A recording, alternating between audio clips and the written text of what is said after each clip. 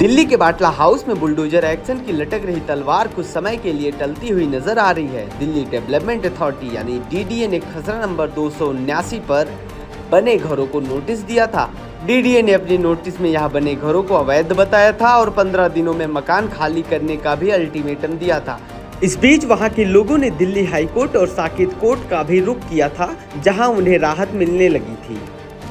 कुल 52 प्लाट्स को नोटिस भेज दिया गया था। उसमें से 44 प्लाट को अभी तक कोर्ट में राहत मिल चुकी है और 7 प्लाट का मामला अभी कोर्ट में पेंडिंग है। दरअसल खसरा नंबर 279 में कुल 34 बीघे जमीन है, जिसमें केवल 2 बीघे और 10 बिस्वा पर अवैध निर्माण और ध्वस्त करने का आदेश आया है।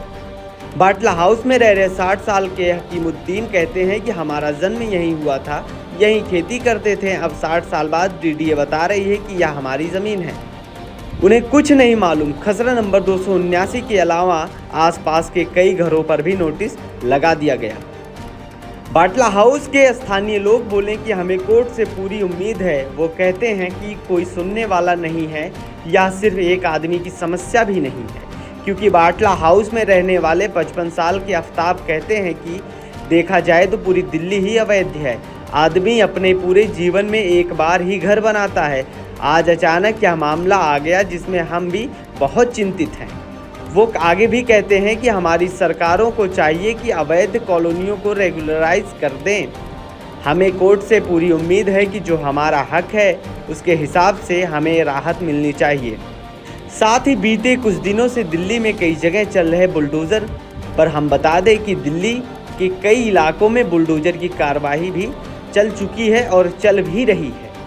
दिल्ली के अशोक विहार में 200 झुग्गियों को बुलडोजर ने तोड़ दिया।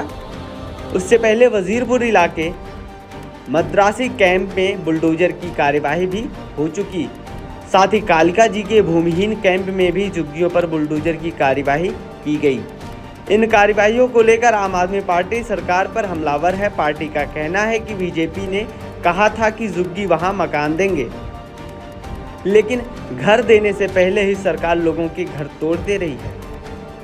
वहीं सीएम रेखा गुप्ता कहती हैं कि बुलडोजर एक्शन पर विपक्ष झूठ फैला रहा है। जहां विपक्ष ने आरोप पर मुख्यमंत्री रेखा गुप्ता ने कहा कि विपक्ष बुलडोजर की कार्यवाही को लेकर झूठ फैला रहा है। सरकार पुनर्वास योजना के तहत झुग्गियों में रहने वाले लोगों को पक्का घर दे रही है। मुख्यमंत्री ने अधिकारियों के साथ मीटिंग में अवैध निर्माण के खिलाफ चल रही कार्यवाही को लेकर अफवाह फैलाने वाले के खिलाफ एफआईआर भी दर्ज करने का आदेश दिया है। ब्यूरो रिपोर्ट, नव भारत।